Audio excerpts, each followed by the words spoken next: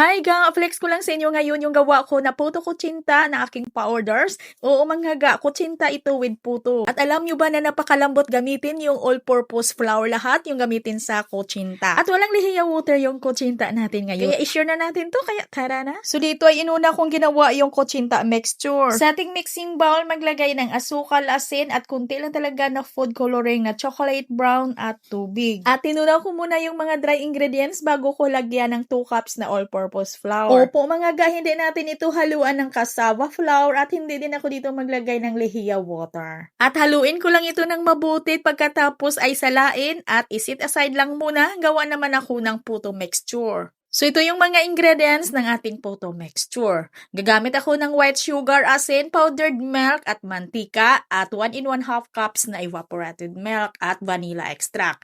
Yung mga sukat ng mga ingredients natin dito mga gaha ay nasa caption lang. At pag tunaw na yung mga dry ingredients ay ilagay ko na dito yung cake flour. Oo, gagamit ako dito ng cake flour para mas lalong lumambot at masarap yung puto natin. At naglagay ako dito ng baking powder at hindi ako dito naglagay ng itlog. Oo, wala tayong nilagay na itlog dito sa puto mixture natin. At haluin lang ito ng bunggang-bungga para ito'y kuminis at isit aside lang muna. Ang una nating lutuin yung kutsinta mixture natin. Gumamit ako dito ng large sizes ng puto molder at pinahiran ko ito ng kunti lang na mantika. Pagkatapos isa lang ko ito sa kumukulo na tubig ng aking steamer at lutuin ko ito sa 10 minutes lang. Oo, pagkalipas ng 10 minutes ay ilagay ko na din dito sa ibabaw yung puto mixture. Kailangan ay mga 10 minutes lang lutuin yung kutsinta para kakapit dito yung puto mixture na ipatong natin sa ibabaw. Pagkatapos ko itong mailagyan lahat ng puto mixture sa ibabaw ay iulitin ko naman itong isa lang at lutuin ko ito sa 15 minutos.